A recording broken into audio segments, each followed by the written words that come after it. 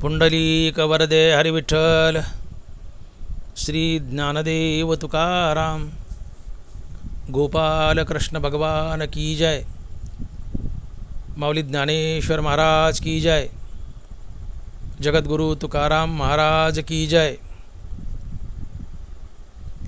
ढेकणाच्या संगे हिरा जो भंगला, कुसंगे नाडाला साधू तैसा। ओढाळाच्या संगे सात्विक नासली, क्षणयक नाडली समागमे। डाकाचे संगती सोनेहीन झाले, मोलाते तुटले लक्ष कोडी। ओढाळाच्या संगे सात्विक नासली, क्षणयक नाडली समागमे। विषाने पक्वाने गोड कडू झाली,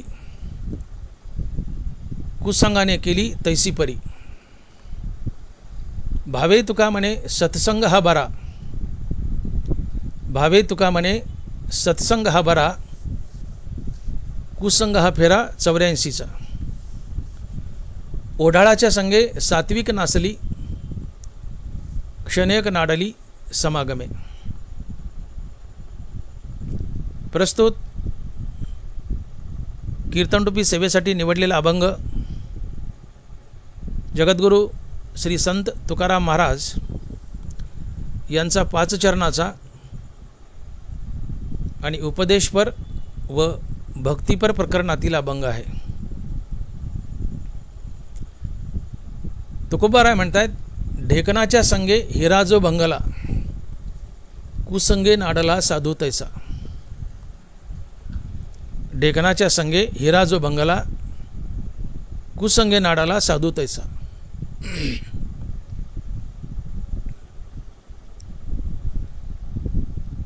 तुकोबारा या अभंगातून आम्हाला उपदेश करतायत, मार्गदर्शन करतायत आणि सांगतायत की बाबांनो, तुम्हाला जर तुमचं पारमार्थिक जीवन यशस्वी करायचं असेल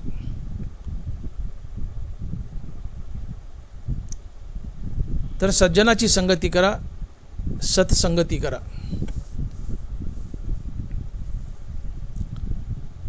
तुम्ही कोणाच्या संगतीत वावरता याला फार महत्त्व आहे।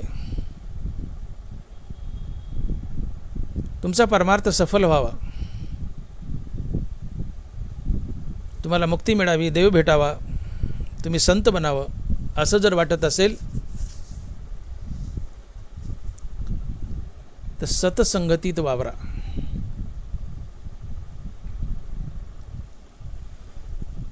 तुम्ही कुणाच्या संगतीत वावरता याला फार महत्त्व आहे।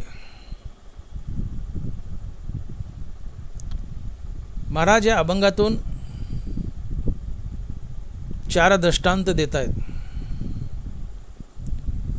पहिल्या चरणात ढेकणाचा दृष्टांत देत आहेत। महाराज म्हणतात की ढेकणाच्या संगे हिरा जो भंगला, कुसंगे नाडाला साधू तैसा।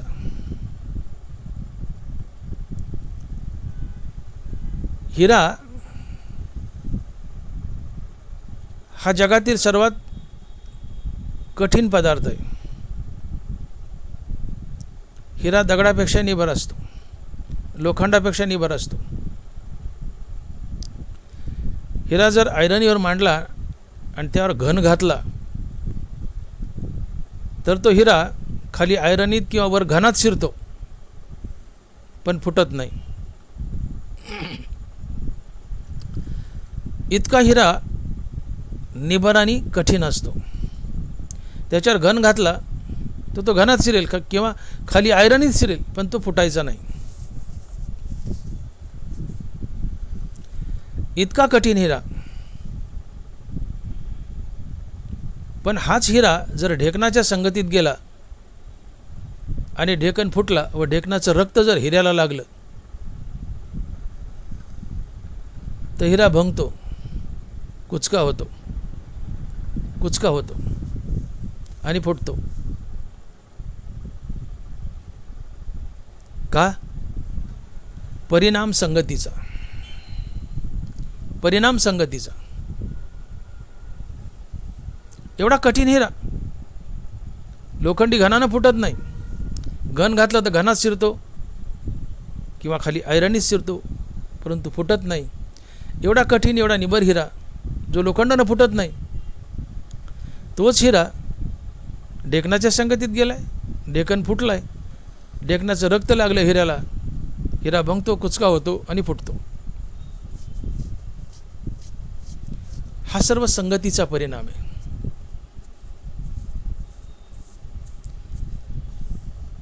ढेकणाच्या संगतीने हिरा भंगतो, तसं साधू जर कुसंगतीत गेला, दुष्टाच्या संगतीत गेला, तर साधूचंही साधुत्व भंगतं. मग साधारण जीवाचं काय घेऊन बसलाय? साधारण जीव जर कुसंगतीत गेला तर त्याचं पतनच होईल. जिथं साधू आहे, पण तो काही काळ कुसंगतीत गेला, दुष्टाच्या संगतीत गेला, तर त्याच्याकडूनही चुका घडतात, साधू नाडल्या जातो. कुसंगी नाडला साधू तैसा.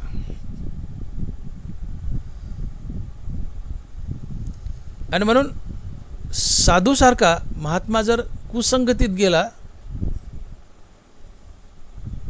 तर त्याच्याकडून चुका घडतात.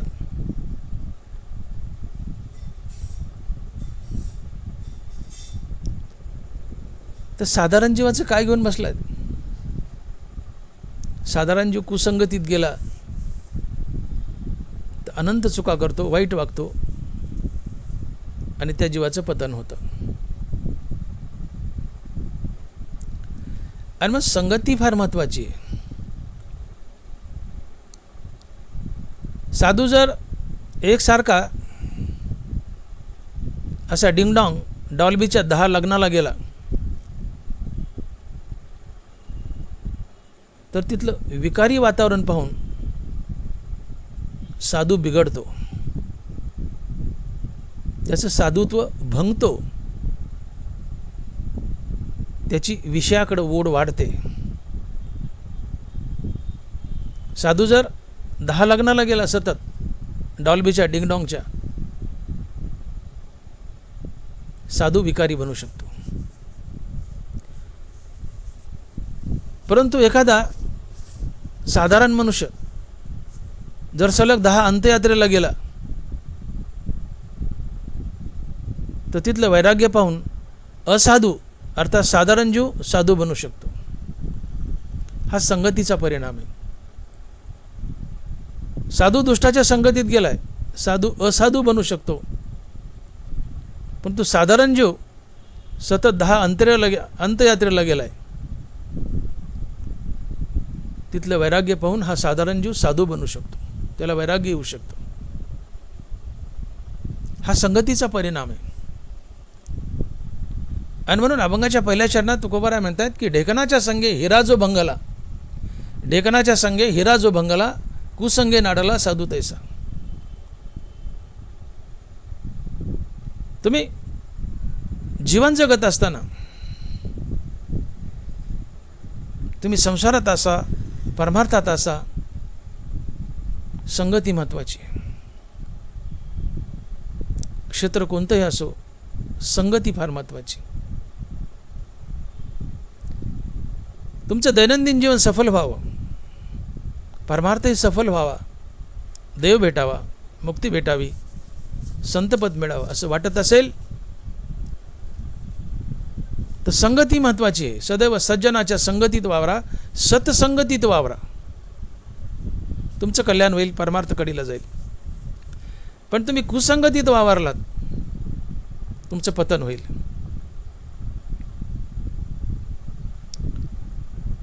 कारण एक आपल्याकडे म्हण आहे की ढवळ्या शेजारी पवळ्या बांधला, वान नाही पण गुण लागला. ढवळ्या शेजारी पवळ्या बांधला, वान नाही पण गुण लागला. तुम्ही ज्याच्या संगतीत जाल त्याचा वान नाही पण त्याचा गुण मात्र तुम्हाला आवर्जून लागतो. आपणासारिखे करीती तात्काळ, नाही काळ वेळ तया लागी. तुम्ही ज्याच्या संगतीत जाल ते आपणासारखे करीती तात्काळ, नाही काळ वेळ तया लागी. तुम्ही संतांच्या संगतीत गेलात, संत तुम्हाला संत बनवतील. तुम्ही दुर्जनाच्या संगतीत गेला तर दुर्जन तुम्हाला दुर्जन बनवतील. आणि मग तुकोबारायचं हे चरण दोन्हीकडे लागू पडतं की आपणासारखे करीती तात्काळ, नाही काळ वेळ तया लागी. हे चरण तुकोबाराने संतासाठी लिहिलंय. तुम्ही संत संगतीत गेलात तर संत तात्काळ तुम्हाला संत बनवतात. इथे महाराज लिहित आहेत की आपणासारखे करीती तात्काळ, नाही काळ वेळ तया लागी. पण तुम्ही दुर्जनाच्या संगतीत गेलात तर दुर्जनही तुम्हाला तात्काळ दुर्जन बनवतो. म्हणून हे चरण इकडे लागू पडतं. आपणासारखे करीती तात्काळ, नाही काळ वेळ तया लागी. विनोदाचा भाग सोडा. तात्पर्य तुम्ही ज्याच्या संगतीत वावराल तसं तुम्हाला पाणी लागतं. मग ढवळ्या शेजारी पवळ्या बांधला, वान नाही पण गुण लागला. वाईटाच्या संगतीत गेला त्याचं वान नाही पण गुण मात्र जरूर लागतो. एवढा महादानी कर्ण, महान भगतभक्त होता, महादानी होता. त्या काळात कर्णाचा हात धरायला कोणी नव्हतं, इतका महादानी होता तो. त्याच्या एवढा दानशूर नव्हता कोणी, महान भगवत भक्त होता. पण एवढा असूनही संगती दुर्योधनाची केली, वाया गेला. किती वाया गेला?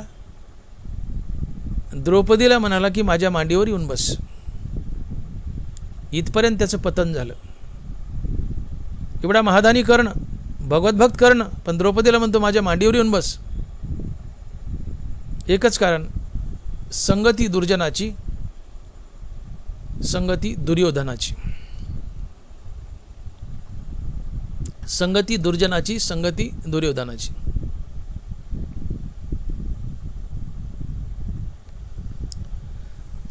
कैकेयी माता ही कौसल्या मातेपेक्षा प्रभू रामचंद्रावर जास्त प्रेम करायची.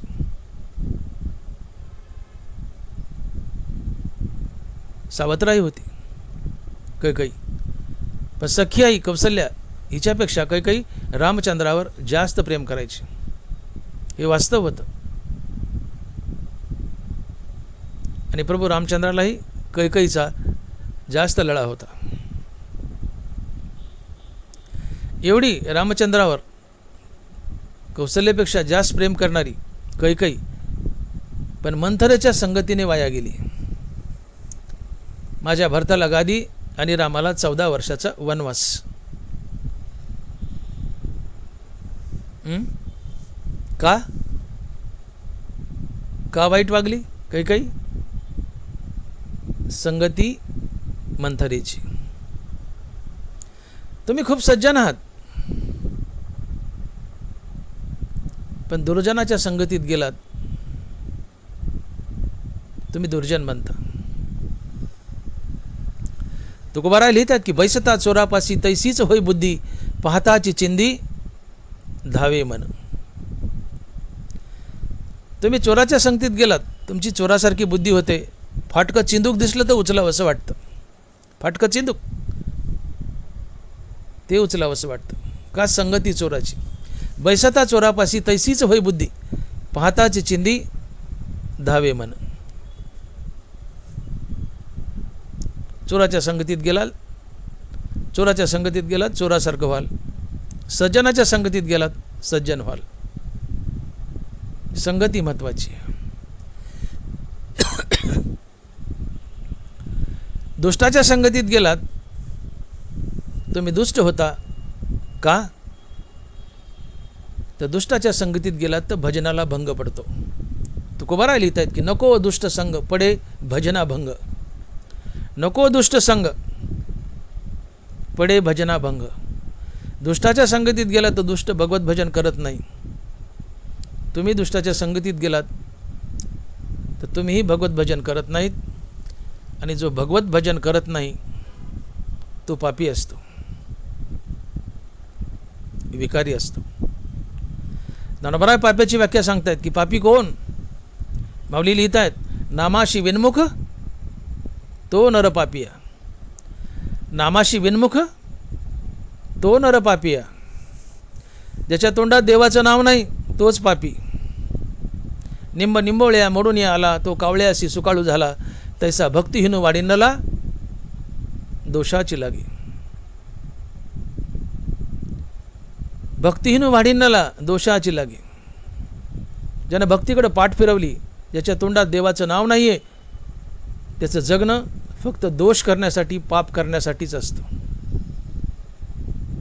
का घडलं? संगती दुर्जनाची. दुर्जन भगवत भजन करत नाही. तुम्ही दुर्जनाच्या संगतीत गेले, तुम्हीही भगवत भजन करत नाही, मग तुम्ही विकारी बनता, पापी बनता.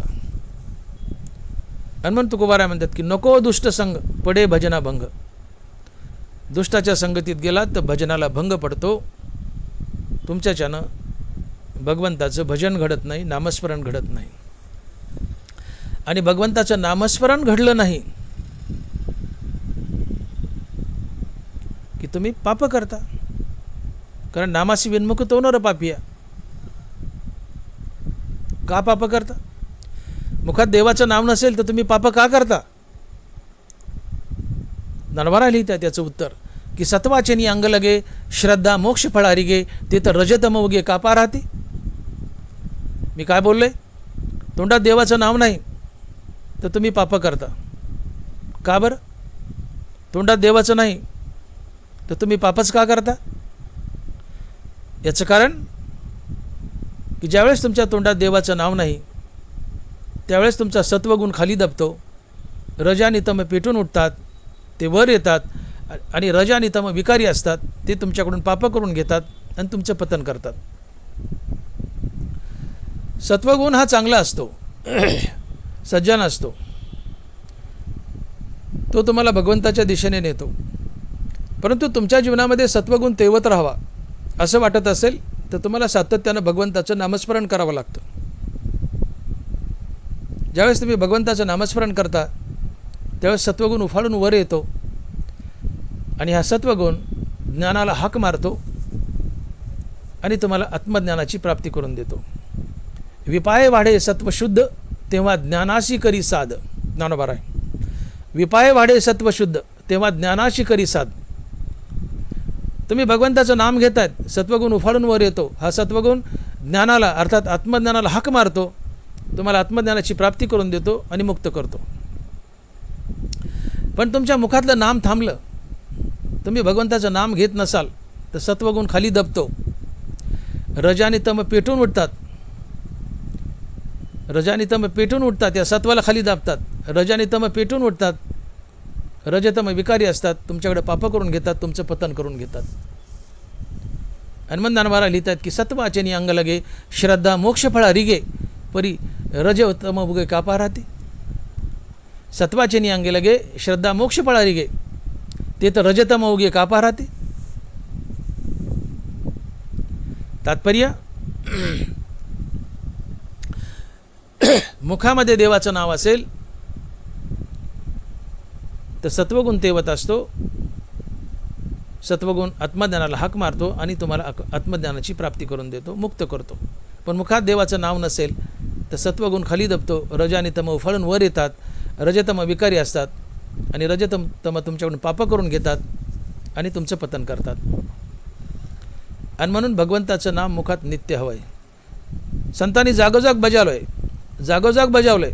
नित्य सत्य अमित हरिपाठ ज्यासी रिकामा अर्धगडी राहू नको, सदा नामघोष करो हरिकथा.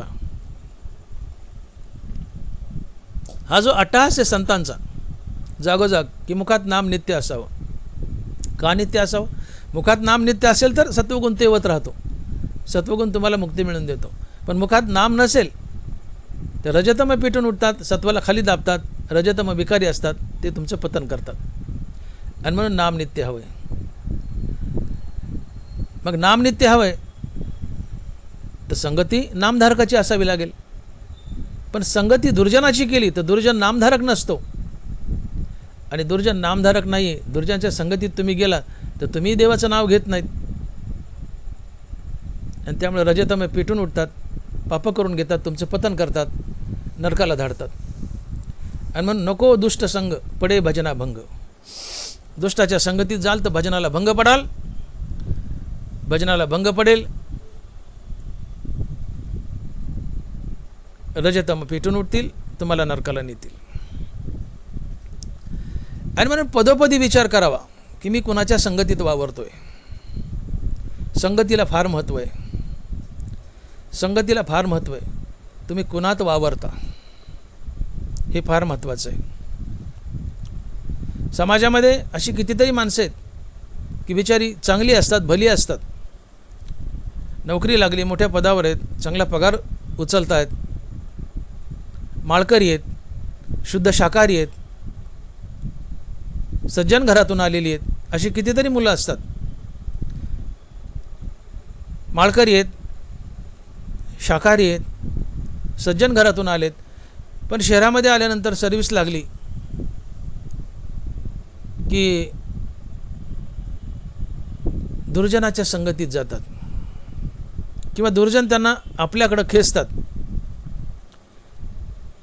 आणि असा मनुष्य जो सोबर आहे, सात्विक आहे, नामधारक आहे, माळकरी आहे, शाकाहारी आहे, असा मनुष्य दुर्जनाने आपल्याकडे खेचून घेतला किंवा हा स्वतःहून दुर्जनाकडे गेला तर दुर्जन मग आपणासारखे करीती तात्काळ नाही काळ वेळ तयार लागे. तो करायचं, तिकडचं चरण इकडं लावायचं.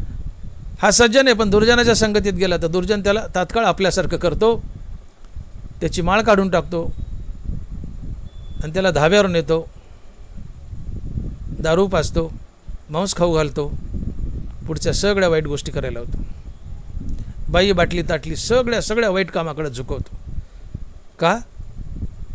संगती दुर्जनाची, संगती दुर्जनाची आहे.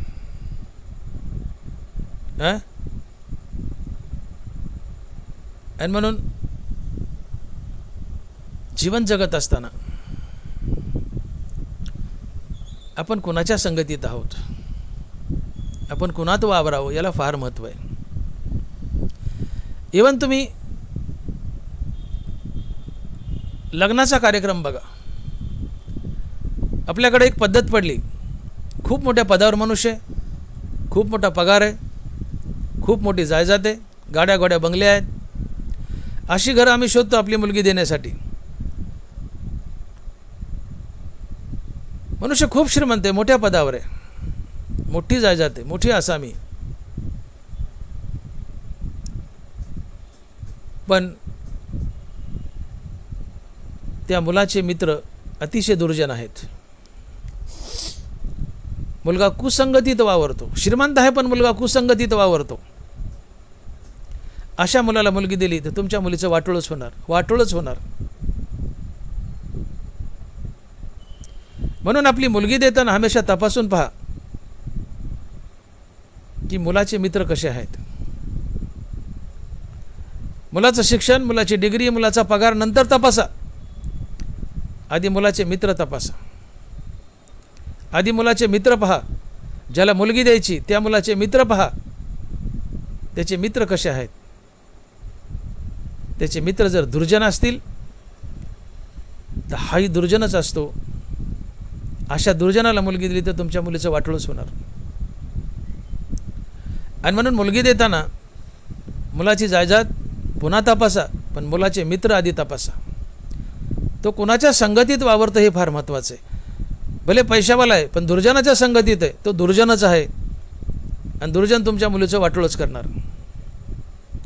मग भले मुलगा गरीब आहे पण सज्जनाच्या संगतीत आहे, मग तो मुलगाही सज्जन असणार, तुमच्या मुलीचं चांगलंच करणार, तिला नीटनाटकं सांभाळणार. आणि म्हणून मुलगी देताना मुलाचं शिक्षण, डिग्री, जायदाद वगैरे वगैरे पुन्हा पहा.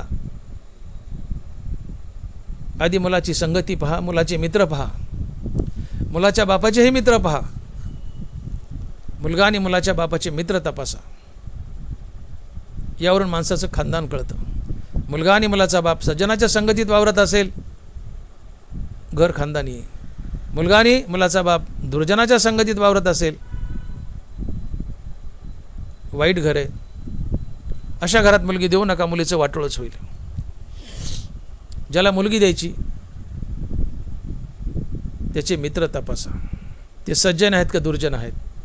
ज्याला मुलगी द्यायची त्याची संगती तपासा, तो कुणाच्या संगतीत वावरतो. आणि म्हणून दैनंदिन जीवनात आणि पारमार्थिक जीवनात किंवा सरळ सरळ म्हणा की आपल्या जीवनात संगतीला फार महत्त्व आहे. जीवन यशस्वी व्हावं, सांसारिक दृष्ट्या आणि पारमार्थिक दृष्ट्या दोन्ही बाजूनी जीवन यशस्वी व्हावं असं वाटत असेल तर सज्जनाची संगती ही अतिशय आवश्यक आहे, अतिशय आवश्यक आहे.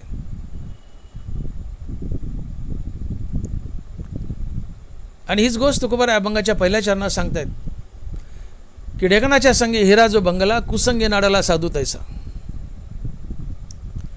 की एवढा कठीण हिरा आहे, ऐरणीवर मांडला आणि त्यावर घन घातला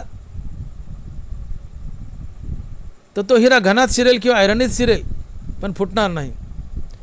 एवढा कठीण हिरा की जो घनानं फुटत नाही, असा कठीण हिरा जर ढेकणाच्या संगतीत गेला आणि ढेकण फुटून त्याचं रक्त जर त्या हिऱ्याला लागलं तर हिरा भंगतो, कुचका होतो, त्याचा चुरा होतो. तसं साधू, हिरा ढेकणाच्या संगतीत गेलाय तो भंगलाय, साधू दुर्जनाच्या संगतीत गेलाय, साधूचं साधुत्व भंगतं. साधूची ही विषयाकडे धाव वाढते. याचा अर्थ साधूलाही सतसंगतीची आवश्यकता आहे. सतसंगती ही माणसाच्या जीवनाचं कुंपण आहे. माणसाच्या जीवनाला सतसंगतीचं कुंपण असावं. एक छोटंसं वडाचं रोपट आहे, त्याला जर कुंपण नाही केलं तर साधं गाईचं छोटं वासरू किंवा शेळीचं साधं करडू त्या झाडाला खाऊन टाकतं, त्या झाडाला नाहीसं करतं. छोटंसं रोपट आहे, त्याला कुंपण नाही, शेळीचं पिल्लू येतं त्याला खाऊन टाकतं. पण त्या रोपट्याला तुम्ही कुंपण करा आणि खत पाणी घाला, ते रोपटं बळावतं, त्याचा विशाल वटवृक्ष होतो. मग त्या वटवृक्षाला तुम्ही हत्ती बांधा. शेळीचं पिल्लू काय, त्याला तुम्ही हत्ती बांधा. आता त्या वटवृक्षाचं काही वाटोळं होत नाही. का तर त्या रोपट्याला तुम्ही कुंपण केलंय आणि खत पाणी घातलंय, तो बळावलाय. आता त्याला हत्ती बांधा. ते छोटं असताना एक शेळीचं पिल्लू त्याला नाहीसं करत होतं, पण आता मोठं झालं त्याला हत्ती बांधा, त्याचं काही बिघडत नाही. का कुंपण केलंय आणि खत पाणी घातलंय. तसं आपल्या जीवनाला सतसंगतीचं कुंपण असावं आणि हरिनामाचं खत पाणी असावं. आपलाही पारमार्थिक वृक्ष इतका बळावतो की मग किती विकार असोत, नाना प्रकारचे अनर्थ असोत, नाना प्रकारचे विषयभोग असोत, ते आपलं काहीही वाईट करू शकत नाहीत. का तर आता आम्ही सतसंगतीत वावरतोय. आमच्या जीवनाला सतसंगतीचं कुंपण आणि हरिनामाचं खत पाणी आहे. आता आमचंही कुणी काही बिघडू शकत नाही. सतसंगती ही मानवी जीवनाचं कुंपण आहे आणि सतसंगतीचं कुंपण मानवी जीवनाला असेल तर तुमचा परमार्थ सुरक्षित असतो आणि तो कडीला जातो. म्हणून साधू झालाय मनुष्य, पण साधू झाल्यावर सुद्धा त्याला सतसंगतीची गरज आहे. साधू कुसंगतीत गेला तर वाईट मार्गाने वागू शकतो, त्याचं साधुत्व भंगतं. साधूला सत्संगतीची गरज आहे तर साधारण जीवाला असेलच. आणि म्हणून आमच्या जीवनाला सतसंगतीचं कुंपण असावं आणि हरिनामाचं खत पाणी असावं. आमचा परमार्थ कडीला जातो.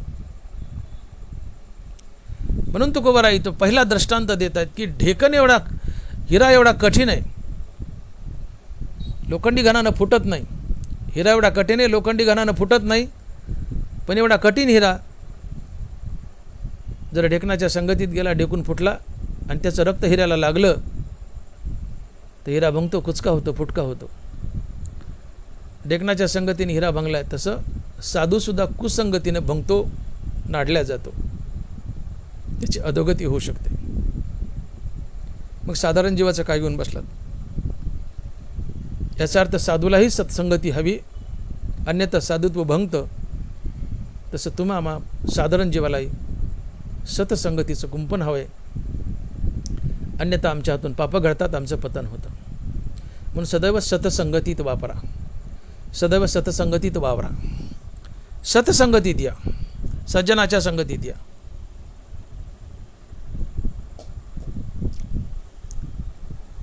पुढे अभंगाच्या दुसऱ्या चरणात महाराज दुसरा दृष्टांत देत आहेत आणि लिहित आहेत, ओढाळाच्या संगे सात्विक नाचली, क्षणेक नाडाली समागमे. ओढाळाच्या संगे सात्विक नाचली, क्षणेक नाडाली समागमे. इथे ओढाळ शब्दाचे दोन अर्थ घेऊयात. ओढाळ गाईलाही म्हणतात, एखादी गाय असते, 10-15 गायी, त्याच्यात एखादी ओढाळ असते, त्या शेतीला कुंपण केलं आहे, काटेरी कुंपण वगैरे, पण तरीसुद्धा उडी मारून जाते त्या धानात, आणि तो हिरवा चारा खाते, पीक खाते, किंवा त्यात जे आत घास वगैरे असतो, गवत, ते खाते. ओढाळ गाय. या ओढाळ गायच्या संगतीत एखादी सज्जन गाय गेली तर ती ओढाळ बनते, असा एक अर्थ आहे. आणि दुसरा अर्थ असा आहे की ओढाळाच्या संगे सात्विक नाचली, तर ओढाळ म्हणजे व्यभिचार करणारी बाई. दुसरा अर्थ, एखादी बाई आहे, व्यभिचारी आहे, वाईट वागणारी आहे, कुकर्म करणारी आहे, कुकर्म करते, वाईट वागते, व्यभिचारी बाई आहे. तिच्या संगतीत एखादी सज्जन सात्विक बाई गेली तर तीही तिच्यासारखी व्यभिचारी बनते. ढवळ्या शेजारी पावळ्या बांधला, वान नाही पण गुण लागला. ढवळ्या शेजारी पावळ्या बांधला, वान नाही पण गुण लागला. अर्थात वाईट वागणाऱ्या बाईच्या संगतीत एखादी सज्जन बाई गेली तर ती वाईट वागणारी बाई त्या सज्जन बाईला आपल्यासारखं बनवते, किंवा ही तिचे वाईट वागणं पाहून ही आपाप तिच्यासारखी वाईट वागते. वाईस वर्षा कुठले काही घडतं, पण ही बिघडते. आणि मग महाराज दुसऱ्या चरणात दृष्टांत देत आहेत की दुर्जन बाई आहे, व्यभिचारी बाई आहे, तिच्या संगतीत सज्जन बाई गेली, एखादी पवित्र बाई गेली, सात्विक बाई गेली, तर तिचंही आचरण बिघडतं, तीही व्यभिचारिणी बनते.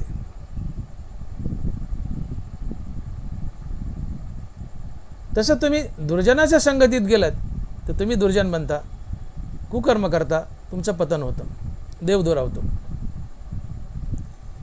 म्हणून सदैव संगती सज्जनाची करा, दुर्जनाच्या संगतीत जाऊ नका. दुर्जन टपलेले असतात तुम्हाला त्यांच्याकडं खेचण्यासाठी. बरेचसे दुर्जन तुमचं वाईट करण्यासाठी टपलेले असतात. तुमचं बरं चाललंय, लोकाला देखवत नाही. माझा एक मित्र मला म्हणाला, मजानी विनोदानी म्हणाला की डॉक्टर मोठे साहेब, आपल्याला जर दुश्मनाचा बदला घ्यायचा असेल, तर दुश्मनाला कधीच भांडायचं नाही. मग मी म्हटलं काय करायचं? तर तो म्हणतो दुश्मनाला कधीच भांडायचं नाही. मी म्हटलं मग काय करायचं? तर तो म्हणतो दुश्मनाला एक सेकंड हँड ट्रक घेऊन द्यायची, मी म्हटलं मग काय होईल? काय नाही म्हणले, ती सारखी बिघडती, तिचं सारखं काम निघतं, त्याची सगळी जायजात ती ट्रक नीट करण्यात जाते, तो भिकार लागतो, आपण लांबून मजा बघायची. अर्थात तुमचं बरं चाललंय, तुमचा विकास लोकाला खपत नाही. चंद्रो देखोनी जडे पोटी कोला जायचा. चंद्रो देखोनी जडे पोटी कोला जायचा. तुमचा विकास कोणाला देखवत नाही. लोक तुमचं वाईट करायला टपलेले असतात. त्याला सेकंड हँड ट्रक घेऊन द्या म्हणले, ती दुरुस्त करण्यात त्याचा मॅक्झिमम पैसा खर्च होतो, त्याचं वाटोळं होतं, जायजात जाते. किंवा दुश्मनाच्या मुलाला दारुड्या बनवा आणले, दुश्मनाला भांडायचंच नाही, त्याच्या पोराला काही दिवस आपण फुकट दारू पाजायची, त्याला दारुड्या बनवायचं. एकदा नाद लागला की ते मग स्वतःच्या पैशाने पितं. काही दिवस आपण त्याला फुकट पाजायची, नाद लावायचा, नाद लागला की ते स्वतःच्या पैशाने पितं आणि त्याची मजा बघायची, त्याचं वाटोळं होतं. तुमचं बरं चाललं आहे हे अनेक लोकांना देखवत नाही. ते तुम्हाला त्यांच्याकडे ओढण्याचा प्रयत्न करतात आणि त्यांच्यासारखं वाईट बनवण्याचा प्रयत्न करतात आणि तुमचं पतन होतं. म्हणून समाजामध्ये कुणी जर आपल्याला त्यांच्याकडे ओढवण्याचा प्रयत्न करत असेल, तो मनुष्य भिकारी आहे, वाईट आहे, दुर्जन आहे आणि तुम्हाला बोलावतोय ये ये ये, त्याच्याकडे खेचतोय. काही दिवस त्याच्या पैशाने तो तुमचे शोक पुरवतोय. त्याच्या मनात पाप असतं तुमचं वाईट व्हावं. आणि एकदा तुम्हाला नाद लागला की मग ते शोक तुम्ही तुमच्या पैशाने पुरे करता. आणि मग सावध राहा. तुमचं बरं चाललंय, लोकांना देखवत नाही. तुमचं बरं चाललंय, लोकांना देखवत नाही. लोक तुम्हाला बोलवतील, या म्हणतील, तुझ्यापाशी पैसा नाही, चल मी पाजतो. काही दिवस फुकट पाजतील दारू तुम्हाला. एकदा नाद लागला की तुम्ही जवळच्या पैशानं प्याल. आणि म्हणून संसारात सदैव सावध राहा. तुकोबाराय बजावतात की नको दुष्ट संग पडे भजना भंग. दुष्टाच्या संगतीत जाऊ नका, भजनाला भंग पडतो. रजतम उफाळून वर येतात, तुमच्याकडून पाप करून घेतात, तुम्हाला नरकाला धाडतात. आणि मग तुकोबाराय दृष्टांत देतात दुसऱ्या चरणात की एखादी सज्जन बाई आहे, पवित्र बाई आहे, पण एखाद्या वाईट बाईच्या संगतीत गेली तर सज्जन बाई वाईट बनते, पाप करते, तिचं पतन होतं. म्हणून दुर्जनाची संगती सदैव टाळा. दुर्जनाची संगती टाळा. पुढे तिसऱ्या चरणात तुकोबाराय दृष्टांत देतात की डाकाचे संगती सोनेहीन झाले, मोला ते तुटले लक्ष कोडी. डाकाचे संगती सोनेहीन झाले, मोला ते तुटले लक्ष कोडी. प्युअर सोनं आहे, पण ते डाकाच्या संगतीत गेलं, ते बट्टेबाज होतं, हिनकस होतं, त्याचा भाव कमी होतो. लाखो रुपयाचं, कोट्यावधी रुपयाचं सोनं की जे शुद्ध आहे, जे लाखो रुपयाला विकल्या जातं, कोट्यावधी रुपयाला विकल्या जातं, असं सोनं, पण ते हिनकस धातूच्या सानिध्यात गेलं, बट्ट्याच्या सानिध्यात गेलं तर सोनं बट्टेबाज बनतं, त्याचा मोल कमी होतो, त्याचा पैसा कमी येतो. अर्थात सोनं जर बट्ट्याच्या सानिध्यात गेलं तर सोन्याचं वाटोळं होतं. साध्या भाषेत कस कमी होतं, त्या म्हणजे त्याचा दर्जा कमी होतो, वाटोळं होतं. तसं तुम्ही दुर्जनाच्या संगतीत गेलात, तुमचे वाटोळं होतं. अशा अभंगाच्या पहिल्या 4 चरणात तुकोबारांनी दृष्टांत दिलेत की दुर्जनाच्या संगतीत गेलात तर तुमचं कसं वाटोळं होतं. पुढे 4थ्या चरणात तुकोबाराय बोलत आहेत की विषाने पक्वाने गोड कडू झाली. विषाने पक्वाने गोड कडू झाली, कुसंगाने केली तैसी परी. अतिशय सुंदर स्वादिष्ट स्वयंपाक केला आहे, 5 पक्वानाचा सुंदर स्वयंपाक आहे, आणि त्या स्वयंपाकात विष आणून टाकलं तर गोड स्वयंपाक कडू बनतो, मारक बनतो. तसं तुम्ही स्वतः गोड आहात, सज्जन आहात, माळकरी आहात, शाकाहारी आहात, परमार्थात वावरतायत, सज्जनाच्या संगतीत आहेत, पण अचानक दुर्जनाच्या संगतीत गेले, तुमचं वाटोळ होईल, पतन होईल. जसं स्वादिष्ट स्वयंपाक केलाय, 5 पक्वानाचा स्वयंपाक आहे, पण या स्वयंपाकात विष आणून टाकलंय, या स्वयंपाकाला विषाची संगती लाभली, गोड स्वयंपाक कडू होतो, तो मारक ठरतो. गोड स्वयंपाक पण संगती कोणाची लाभली? विषाची. गोड स्वयंपाक कडू झाला, मारक ठरला. तसे तुम्ही गोड आहात, सज्जन आहात, पण संगती दुर्जनाची लाभली, तुमचं वाटोळ होईल, तुमचं पतन होईल. असं अभंगाच्या वरील 4 चरणात, पहिल्या 4 चरणात तुकोबारांनी 4 दृष्टांत दिले की एवढा कठीण हिरा पण ढेकणाच्या संगतीत गेला, ढेकण फुटला आणि त्याचं रक्त जर हिऱ्याला लागलं तर हिरा कुचका होतो, फुटतो.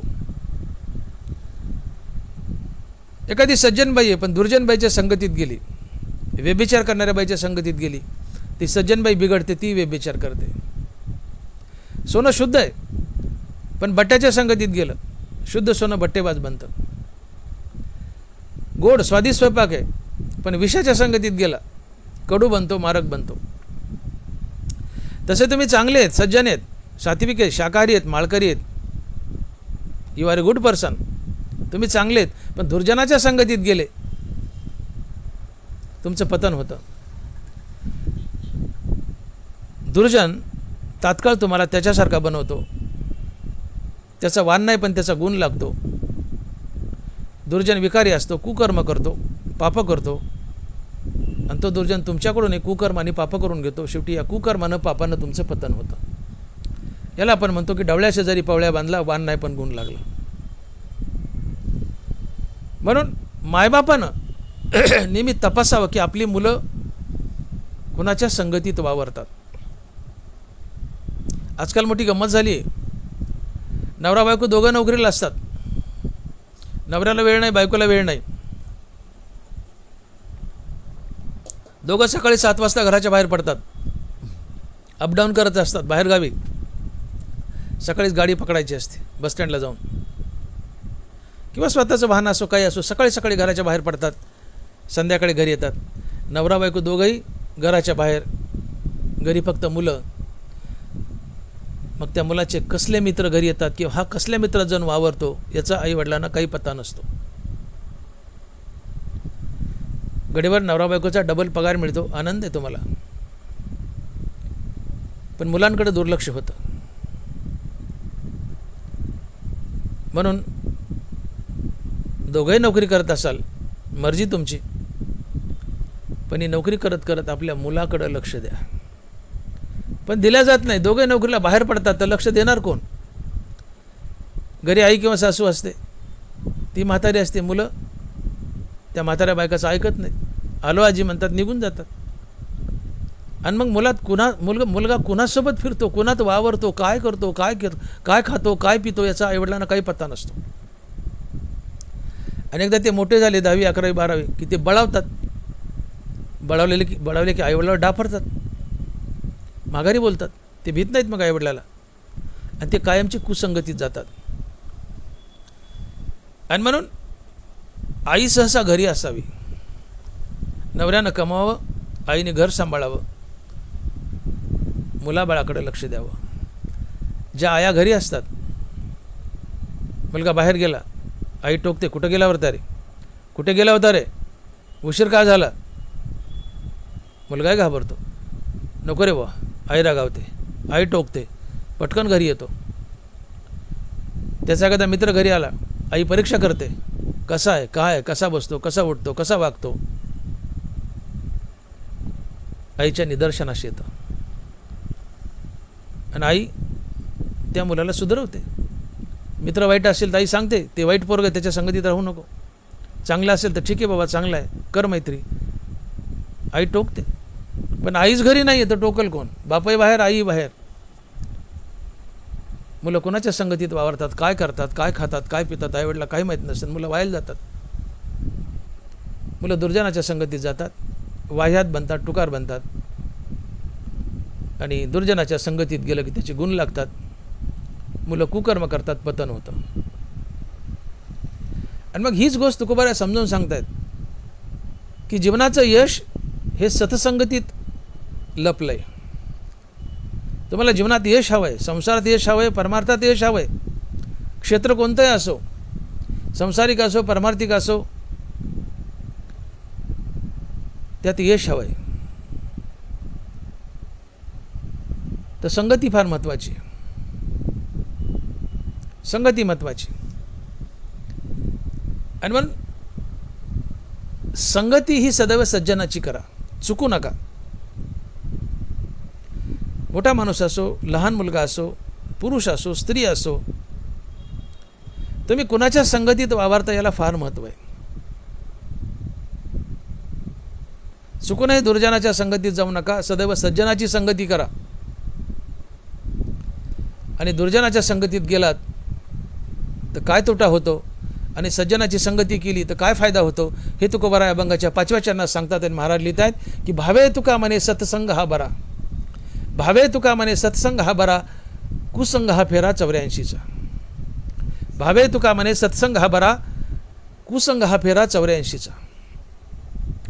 तुकोबाराय अभंगाच्या शेवटच्या 5व्या चरणात म्हणतात की बाबांनो, मी भावयुक्त अंतकरणाने तुम्हाला सांगतो, तुम्हाला कळकळीने सांगतो, तुम्हाला विनंती करून सांगतो की सत्संग हा बरा आहे, कुसंग हा वाईट आहे. कुसंगाने तुम्हाला 84 लक्षणीचा फेरा पडतो, अर्थात तुम्ही जन्ममरणाच्या फेऱ्यात पुन्हा अडकता. भावे तुका म्हणे सत्संग हा बरा, कुसंग हा फेरा 84चा. महाराज म्हणतात मी कळकळीने सांगतो, मी कळकळीने सांगतो, विनंती करून सांगतो, भावानं सांगतो, शुद्ध अंतकरणानं सांगतो की बाबानो, सतसंगतीत वावरा, कुसंगतीत जाऊ नका. सतसंगतीने तुमचं कल्याण होईल, मुक्ती मिळेल, देव भेटेल. कुसंगतीत गेलात तर 84 लक्षणीचा फेरा पडेल, जन्म मरणाच्या फेऱ्यात अडकाल. म्हणून महाराज म्हणतात की भावे तुका म्हणे सत्संग हा बरा, कुसंग हा फेरा 84चा. कुसंगात जाल, दुष्टाच्या संघात जाल तर दुष्ट बनाल, दुष्कृत्य कराल, पाप कराल. हे पाप तुम्हाला नरकाला नेईल आणि तुम्हाला 84 लक्ष योनीच्या फेऱ्यात अडकवेल. सज्जनाच्या संगतीत जाल तर मुखानं भगवंताचं नाम घ्याल आणि भगवंताचं नामस्मरण नित्य केलं तर तुम्हाला मुक्ती मिळेल, देव भेटेल, तुम्ही संत बनाल. संगती सज्जनाची असावी. सज्जनाच्या संगतीने मनुष्य देव बनतो, दुर्जनाच्या संगतीने मनुष्य नरकाला जातो आणि 84 लक्ष योनीमध्ये अडकतो. सज्जनाची संगती किंवा सतसंगती म्हणजे संत संगती. सतसंगती याचा सरळ अर्थ होतो संत संगती. का सत म्हणजे सत्य, सत्य म्हणजे संत आणि संतांची संगती, आणि मग सतसंगती म्हणजे संत संगती. तुम्ही संतांची संगती करा, तुमचं कल्याण होईल, तुम्ही मुक्त व्हाल. आता इथे तुकोबाराय म्हणतात की संत संगती करा.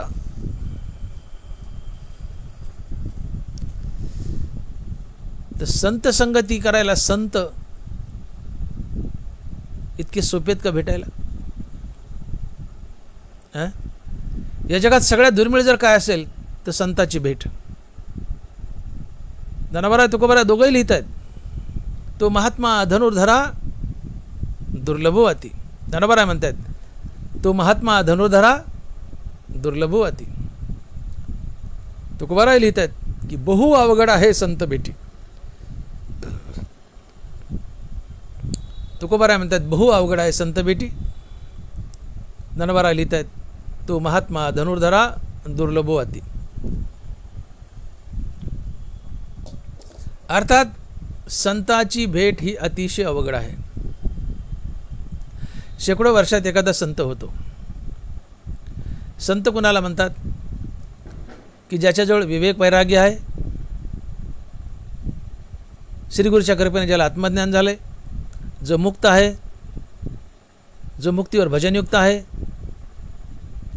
ज्याने प्रत्यक्षात पांडुरंग पाहिलाय आणि पांडुरंगाने ज्याची चाकरी केली तो संत असतो. अर्थात जो ज्ञान गिळून गोविंद गातो तो संत असतो. जो देवहून देवाचं नाव घेतो तो संत असतो. आणि असा संत शेकडो वर्षात एखादा होतो. मी तर म्हणतो तुकोबारायांचे शिष्य निळोबाराय यांच्यानंतर या महाराष्ट्र भूमीमध्ये संतच नाही आहे. निळोबारायानंतर खराखोरा संत अजून आलाच नाही आहे. आणि आम्ही ज्याला संत म्हणतो दे आर सो कॉल्ड संत, आडनावाचे संत, आम्ही संबोधलेले संत, दे आर सो कॉल्ड संत. बहुतेक करून निळोबारायानंतर या महाराज भूमीत पुन्हा संत नाही आहे. या जगात सगळ्यात दुर्मिळ काय असेल तर संत आहे. बहु अवघड आहे संत भेटी. काही मिळेल, जसं अमृत दुर्मिळे, परीस दुर्मिळे, तसं संताची भेट दुर्मिळ आहे. मग संताची भेट जर एवढी दुर्मिळ आहे आणि तुकोबाराय तर म्हणतात की संताची संगती करा, मग आता संत आणायचे कुठून? तर यावर पर्याय एक आहे. तो असा पर्याय आहे की ज्ञानोबाराय लिहित आहेत की तुझे नामची कोणी एके वेळे, जयाचे मुखाशिका काना मिळे, तयाच्या हृदया सांडोनी पळे, भेदची साज. देवा, ज्याच्या तोंडात तुझं नाम निरंतर स्थिरावलंय, जो नित्य तुझं नामस्मरण करतो, देवा त्याच्या हृदयाला भेद अर्थात द्वैत केव्हा सोडून जातं आणि तो अद्वैतात उभा राहिला असतो. आणि जो अद्वैतात उभा राहिलाय तो संतच असतो, तो संतच असतो. तुझे नामाची कोणी एके वेळे, जयाचे मुखासिका काना मिळे, तयाच्या हृदया सांडोनी पळे, भेदची साच. अर्थात जो नित्य नामधारक आहे, भले त्याला आत्मज्ञान झालं नाहीये, परंतु नित्य नामधारक आहे, त्याच्या हृदयाला द्वैत केव्हा सोडून जातं, तो अद्वैतात उभा राहतो. आणि जो अद्वैतात जगतो, अद्वैतात उभा राहतो, तो संतच असतो, तो संतच असतो. तुझे नामची कोणी एके वेळे, जयाचे मुखाशिका काना मिळे, तयाच्या हृदया सांडोनी पळे, भेदची साच, भेदची साच. आणि म्हणून तुम्ही आम्ही जे कीर्तनकार आहोत, खरोखरच जर नित्य नामधारक असतोल, आम्ही कीर्तनकार नित्य नामधारक असतोल, मग भले आम्हाला आत्मज्ञान झालं नाही, श्रीगुरूची भेट नाही, पण नित्य नामधारक आहेत, तर आम्ही सुद्धा एक छोटे मोठे संतच असतो, संतच असतो. ज्ञानोबाराय लिहित आहेत की तुम्ही ज्ञानोबाराय आणि तुकोबाराय यांच्या नामाचा जर निरंतर जाप केला, तर ज्यावेळेस तुम्ही त्यांचा नामजाप करता, त्यावेळेस ते तुमचं संतपद तुम्हाला बाहेर घालतात. ज्ञानोबाराय तुकोबाराय यांचा जर तुम्ही नामजप केला, तर तेवढ्या काळाकरता ते त्यांचं संतपद तुम्हाला बहाल करतात. अर्थात तुम्ही संत जप करा किंवा भगवंताच्या नामाचा जप करा, नाम जर नित्य असेल, तर आत्मज्ञान जरी झालं नाही तरी तुम्ही एक प्रकारचे संतच असतात. ज्ञानोबाराय साक्ष देत आहेत. विपाय जरी आठविला चित्ता, तरी दे आपली योग्यता, हे असो तया ते प्रशंसिता लाभोवती. विपाय जरी आठविला चित्ता, तरी दे आपली योग्यता, हे असो तया ते प्रशंसिता लाभोवती. ज्ञानोबाराय म्हणतात की तुम्ही सहज ज्ञानदेव तुकाराम म्हणतात, विपाय जरी आठविला चित्ता, विपाय जरी आठविला चित्ता, तरी दे आपली योग्यता. तुम्ही सहज ज्ञानदेव तुकाराम म्हणतायत, तर तेवढ्या काळाकरता ज्ञानदेव तुकाराम ते त्यांची योग्यता तुम्हाला देतात. अर्थात तेवढ्या काळाकरता ते त्यांचं संतपद तुम्हाला बहाल करतात. आणि मग हे असो त्या ते प्रशंसिता लाभोवती. सहज जर ज्ञानदेव तुकाराम म्हटलं, तर तेवढ्या काळाकरता ते त्यांचं संतपद तुम्हाला बहाल करतात. आणि मग ज्यावेळेस तुम्ही विशेष आवडीने ज्ञानदेव तुकाराम म्हणाल, तर ते त्यांचं संतपद तुम्हाला कायमचंच बहाल करतात. विपाय जरी आठविला चित्ता, तरी दे आपली योग्यता, हे असो तया ते प्रशंसिता लाभोवती. अर्थात तुम्ही ज्ञानदेव तुकाराम या संताचा नामजप किंवा भगवंताचा नामजप जर निरंतर करत असाल, अर्थात तुमच्या मुखात भगवंत किंवा संताचं नित्य नाम असेल, तर तुम्ही एक छोटे मोठे संतच असता, संतच असता.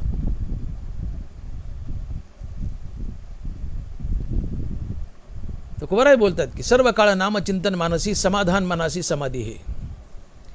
सर्व काळ नामचिंतन मानसी, समाधान मनासी समाधी हे. जो सातत्याने भगवंताचं नाम घेतो, तो समाधी अवस्थेत जगत असतो आणि तो समाधानी असतो. सर्व काळ नामचिंतन मानसी, समाधान मनासी समाधी हे.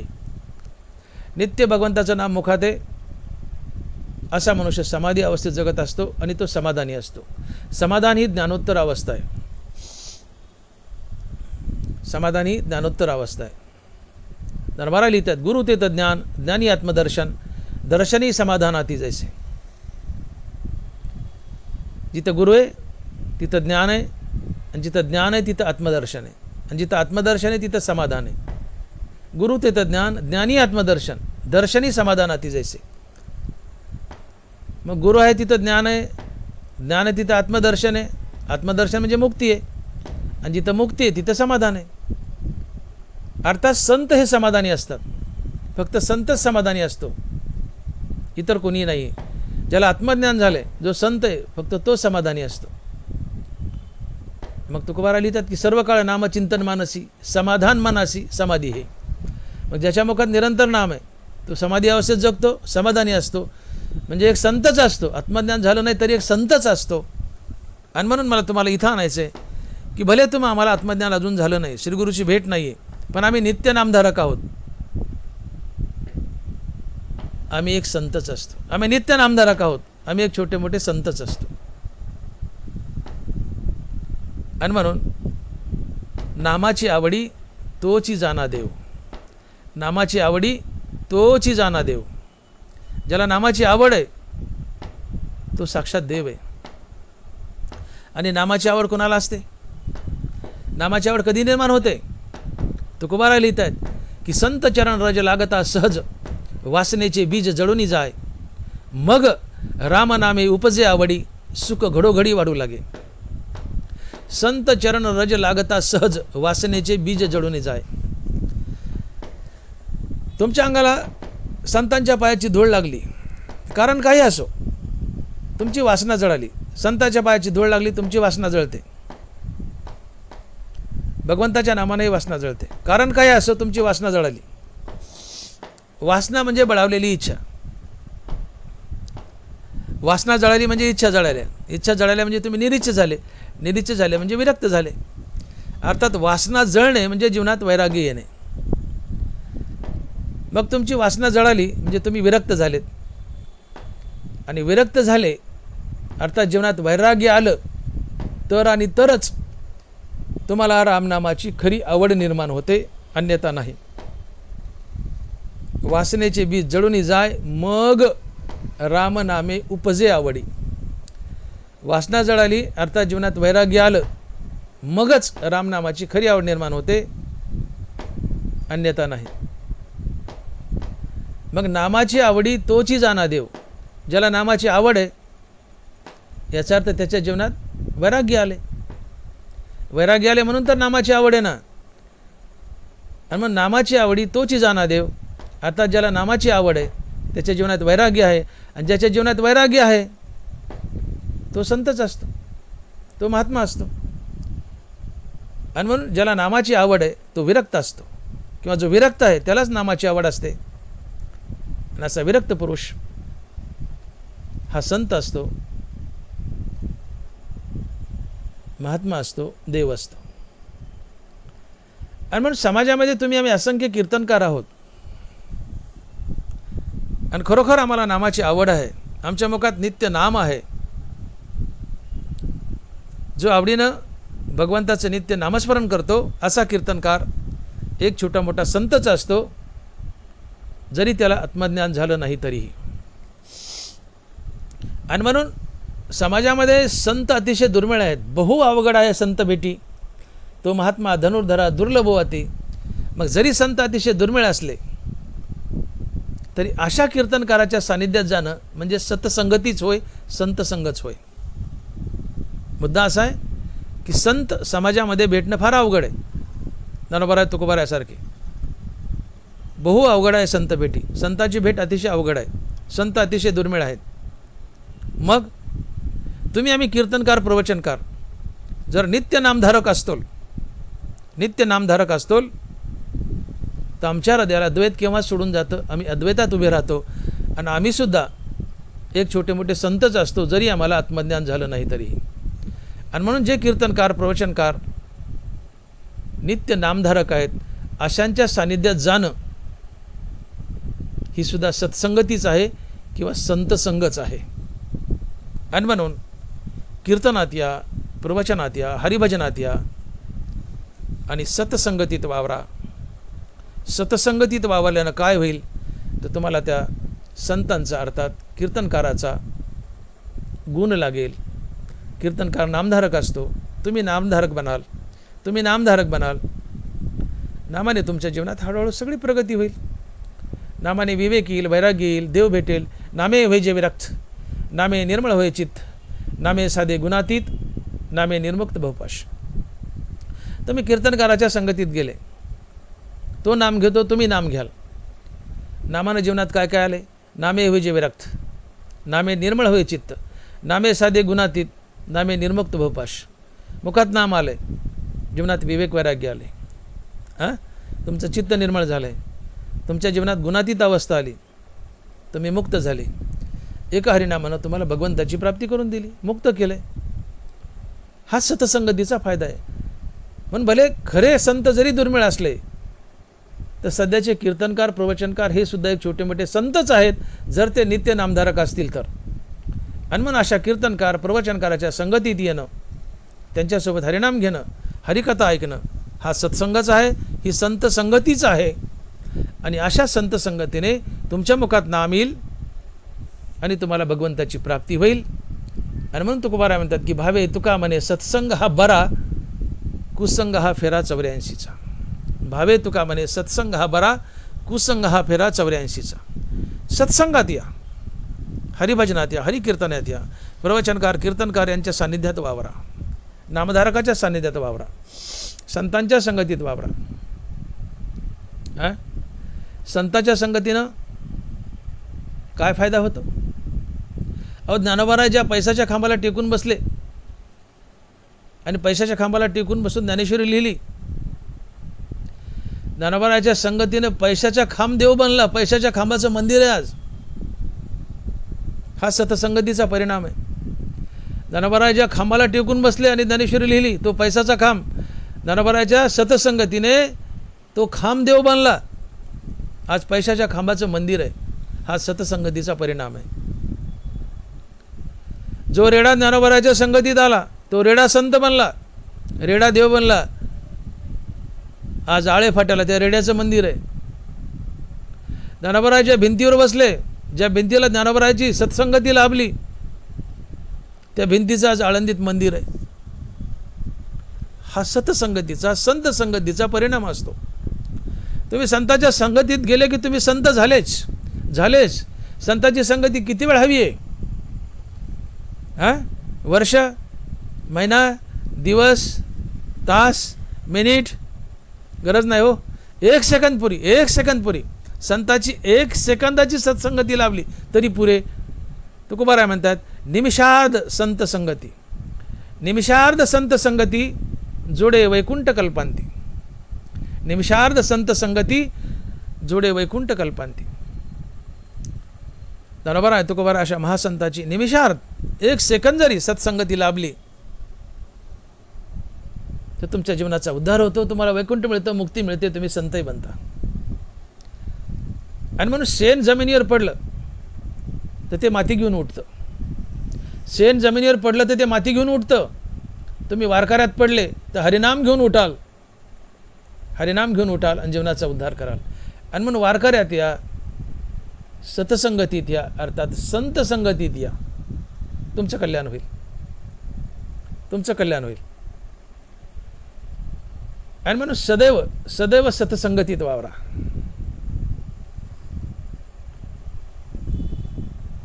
सतसंगती सायासानं करावी लागते, कुसंगती टाळावी लागते आणि विसंगती ही भोगावी लागते. माझं वाक्य नीट ऐका. सतसंगती सायासानं करावी लागते, कुसंगती टाळावी लागते, विसंगती भोगावी लागते. विसंगती हा प्रारब्धाचा भोग असतो. नवरा बायकोला म्हणतो जा पोहे कर, बायको जाते आणि फक्त चहा करते आणि आणून पुढे मांडते. नवरा बायकोत भांडण होतं. ही नवरा बायकोतली विसंगती आहे. विसंगती हा प्रारब्धाचा भोग आहे. नवरा म्हणतो ना पोहे कर, बायकोनी पोहेच करावेत, पण बायको नवऱ्याचं ऐकत नाही. नवरा पोहे कर म्हणतोय, भूक लागली तर ती फक्त चहा करते, शॉर्टकट मारते, चहा आणून मांडते. दोघात भांडणं होतात, खटके उडतात. ही विसंगती आहे. विसंगती हा प्रारब्धाचा भोग असतो, तो भोगावाच लागतो. कुसंगती ही टाळावी लागते, आवर्जून टाळावी लागते. नको दुष्ट संग, पडे भजना भंग. नको दुष्ट संग, पडे भजना भंग. दुष्ट संगती आवर्जून टाळा, आवर्जून टाळा. दुष्ट संगती आवर्जून टाळा आणि सतसंगती सायासन करा. सतसंगती आवर्जून करा, सायासन करा. सतसंगतीत यावा, सतसंगतीत या. आणि सतसंगत ही आपल्या कुटुंबापासून सुरू व्हावी. सत्संगती ही आपल्या कुटुंबापासून सुरू व्हावी. मी तर म्हणतो प्रत्येक घरातील कुटुंब प्रमुख हा नामधारक असावाच, असावाच. कुटुंब प्रमुख जर नामधारक असेल तर त्याच्या सतसंगतीने घरातील सगळे फॅमिली मेंबर हे नामधारक बनतील, नामधारक बनतील. बाप हा कुटुंब प्रमुख आहे, तो नामधारक असेल, शुद्ध शाकाहारी असेल, माळकरी असेल, तर सगळं घर हळूहळू शाकाहारी बनतं, माळकरी बनतं, नामधारक बनतं. हा सतसंगतीचा परिणाम आहे. तुकोबारा लिहितात की चंदनाच्या संगे तरुवर चंदन, चंदनाच्या संगे तरुवर चंदन. जंगलामध्ये चंदनाची झाडं असतात, त्याच्या बाजूला बोरी बाबळे असतात. पण या चंदनाच्या सान्निध्यात आलेल्या बोरी बाबळी सुद्धा चंदनासारखा सुगंध देतात आणि भगवंताच्या माथ्यावर लावण्यास योग्य ठरतात. का? परिणाम संगतीचा. बोरी बाबळी आहेत पण चंदनाच्या संगतीत आलात, चंदनाच्या संगतीत आल्यात, त्यांनाही चंदनाचा सुगंध लागतो आणि त्या भगवंताच्या माथ्यावर लावण्यास योग्य ठरतात. परिणाम सतसंगतीचा. चंदनाच्या संगे तरुवर चंदन. चंदनाच्या संगतीत बोरी बाबळे आल्या, त्यांनाही चंदनाचा सुगंध लागतो. सत्संगतीचा परिणाम. तसं कुटुंब प्रमुखाच्या संगतीत पूर्ण फॅमिली आली आहे आणि कुटुंब प्रमुख नामधारक आहे, सगळं कुटुंब नामधारक बनतं. हा सतसंगतीचा परिणाम आहे. मग सतसंगती आपल्या घरातून सुरू व्हावी, घरातून सुरू व्हावी. लहान मुले 5 वर्षाचं,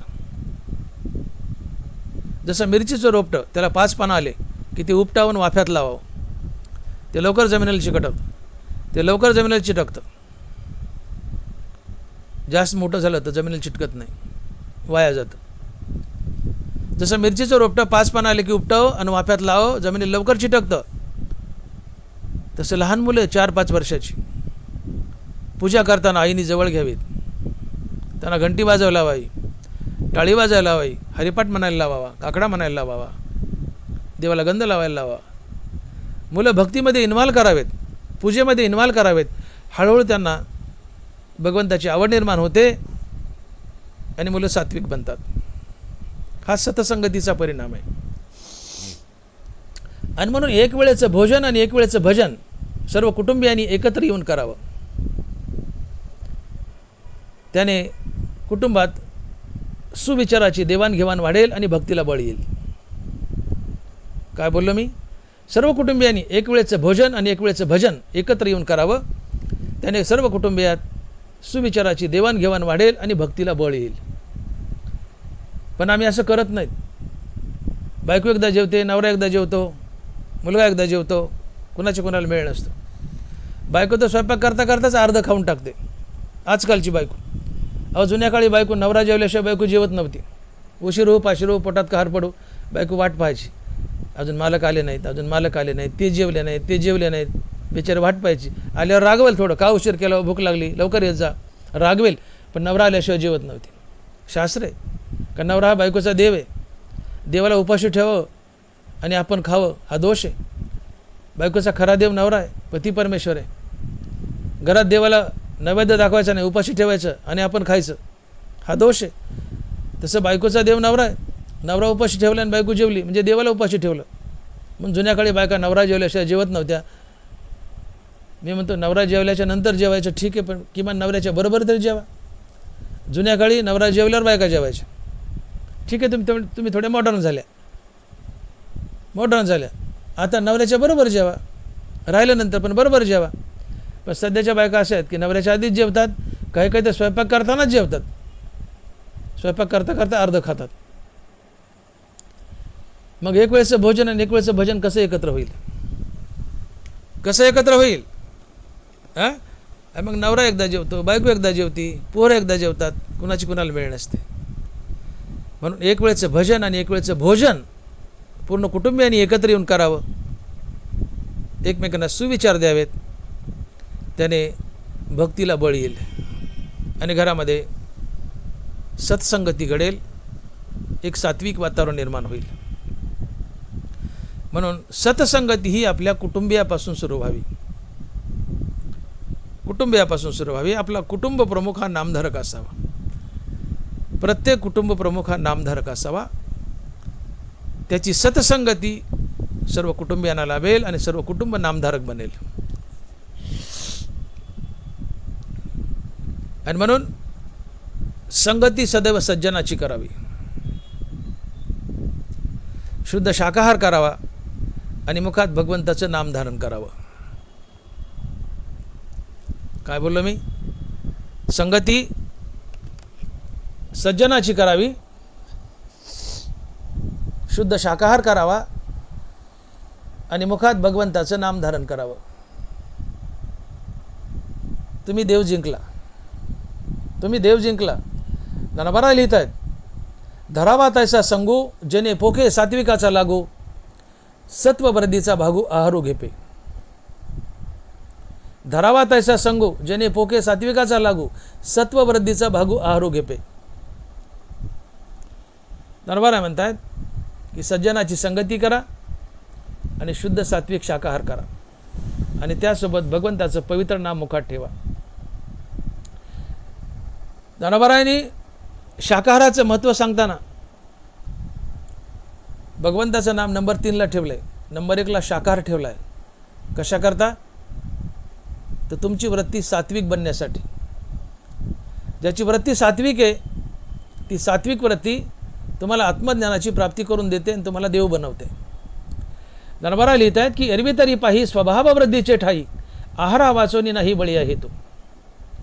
तुम्हाला तुमचा स्वभाव सात्विक करायचा असेल की जो सात्विक स्वभाव तुम्हाला देवाची प्राप्ती करून देतो, हा स्वभाव जर सात्विक करायचा असेल तर याला बलवान साधन आहे शुद्ध सात्विक शाकाहार.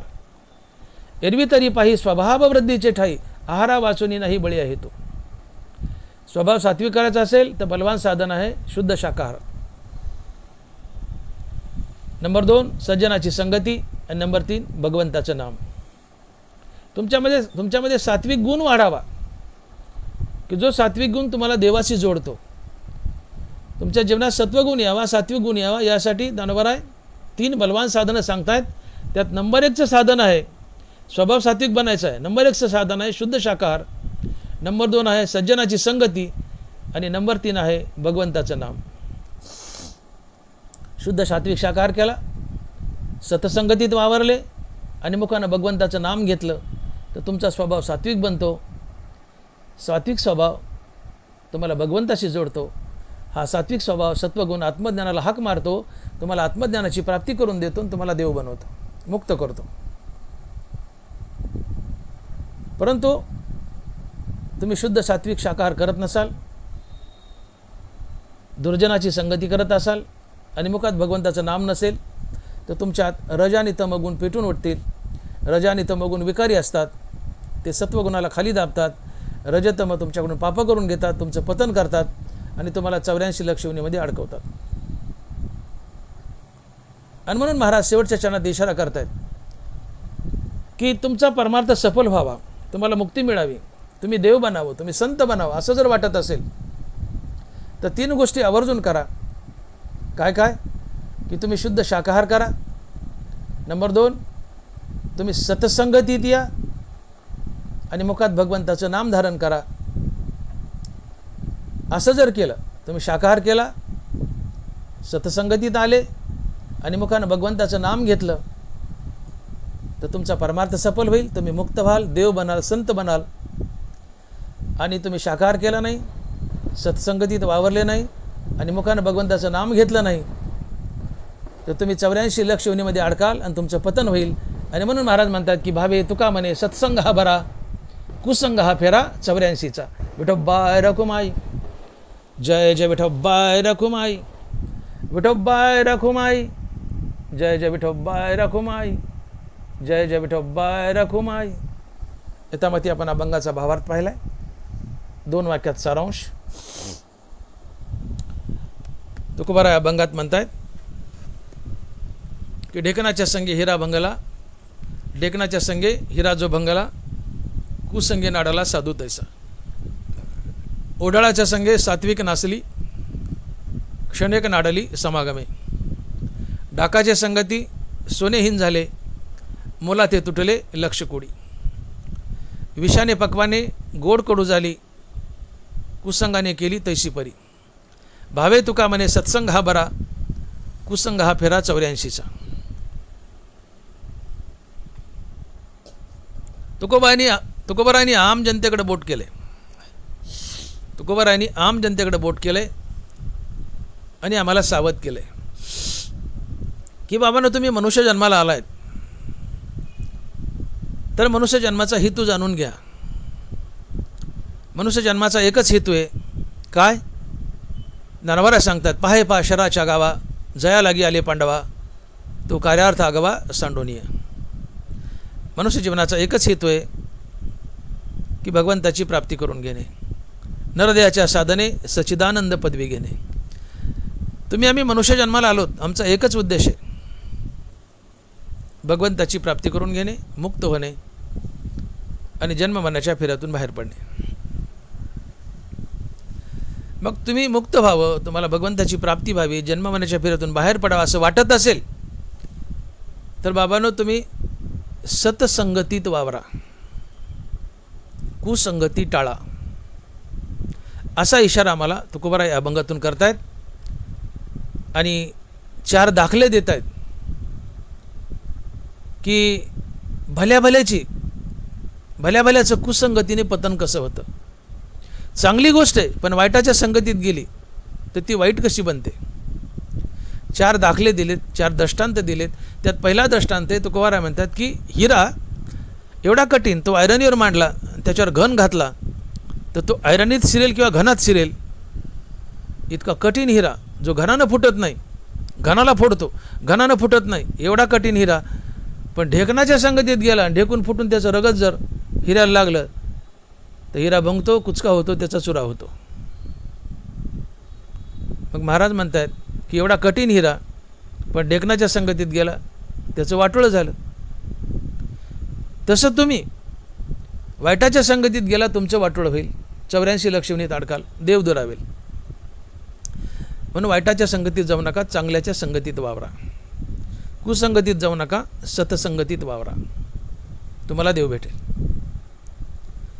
दुसरा दृष्टांत देत आहेत की सज्जन बाई आहे, पवित्र बाई आहे, पण एखाद्या व्यभिचार करणाऱ्या, वाईट वागणाऱ्या बाईच्या सानिध्यात गेली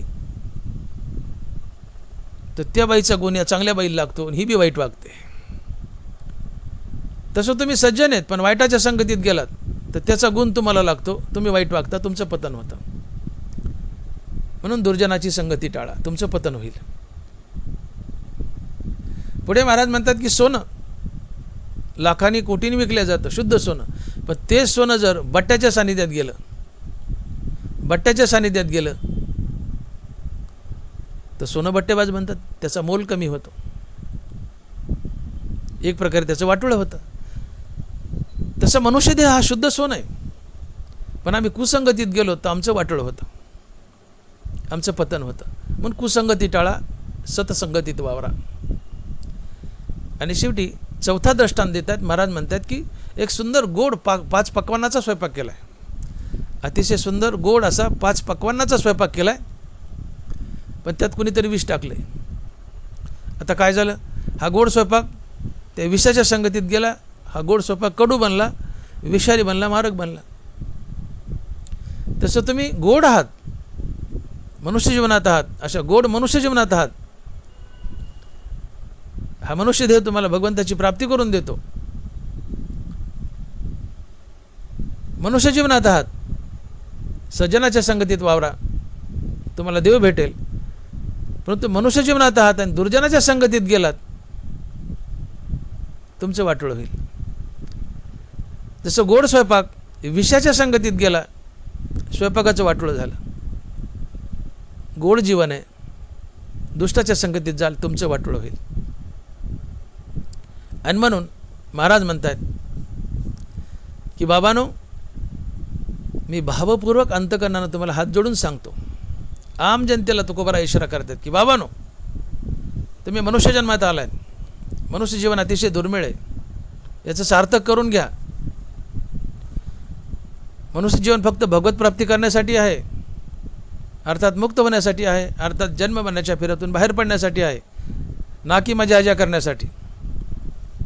आम्ही असं समजतो की मनुष्य जीवन फक्त मजा हजा करण्यासाठी, पण असं नाही आहे. मनुष्य जीवन भोगासाठी नाही आहे, मनुष्य जीवन त्यागासाठी आहे. बाकी सगळ्या योनीमध्ये मजा हजा आहे, मनुष्य योनी मजा हजा करण्यासाठी नाही, ही त्यागासाठी आहे आणि भगवत प्राप्तीसाठी आहे. मनुष्य जन्म अतिशय दुर्मिळ आहे. अंदाजे 10-12 कोटी वर्षानंतर मनुष्य जन्म मिळतो. कधी 10-12 कोटी जावेत आणि कधी मनुष्य जन्म मिळावा. म्हणून सध्या आम्ही मनुष्य जीवनात आहोत, याचं सोनं करून घ्या. आणि म्हणून या मनुष्य जीवनाचा फायदा व्हावा, चीज व्हावं, आमचं कल्याण व्हावं, यासाठी तुकोबाराय म्हणतात की मी भावयुक्त अंतकरणानं तुम्हाला कळकळीने सांगतो की सतसंगतीत या, अर्थात संत संगतीत या. मग सध्याचे संत म्हणजे सध्याचे कीर्तनकार, प्रवचनकार. का तर संत हे दुर्मिळ आहेत, बहु अवघड आहे संत भेटी.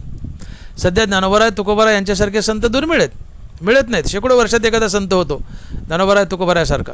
मी तर म्हणतो निळोबारायानंतर संतच नाही महाराज भूमीत. मग असे खरे संत अतिशय दुर्मिळ आहेत. मग संत आणायचे कुठून? तर तुम्ही आम्ही कीर्तनकार जर नित्य नामधारक असतो तर आम्ही एक छोटे मोठे संतच आहोत. जरी आम्हाला आत्मज्ञान झालं नसलं तरी आम्ही संतच असतो. म्हणून परमार्थात या, कीर्तनकार प्रवचनकार यांच्या संगतीत या. ते नामधारक आहेत, त्यांच्या संगतीने तुम्ही नामधारक बनाल. आणि तुम्ही नामधारक बनले की या नामाच्या बळावर तुम्हाला विवेक वैराग्य, अंतकरणाची शुद्धी, गुणातीत अवस्था, मुक्त अवस्था प्राप्त होईल. अर्थात हे हरिनाम तुम्हाला मुक्ती मिळवून देईल. तुम्ही कीर्तनकाराच्या संगतीत आलात, ते नामधारक आहेत, त्यांच्या संगतीमुळं तुम्ही नामधारक बनाल. आपणासारखे करीत तात्काळ नाही, काळ वेळ तया लागे. कीर्तनकार प्रवचनकार नामधारक आहेत, त्यांच्या संगतीने तुम्ही नामधारक बनाल. तुम्ही नामधारक बनले की नामाच्या बळावर तुम्ही मुक्त व्हाल, देव बनाल, संत व्हाल, जीवनाचं सोनं होईल. आणि मग सतसंगतीत या, तुम्ही देव बनाल, मुक्त व्हाल. आणि तुम्ही कुसंगतीत गेले, सतसंगतीत आले नाही आणि कुसंगतीत गेले तर तुम्हाला 84 लक्षणीचा फेरा पडेल आणि तुम्ही पुन्हा पुन्हा जन्ममरणाच्या फेऱ्यात अडकाल.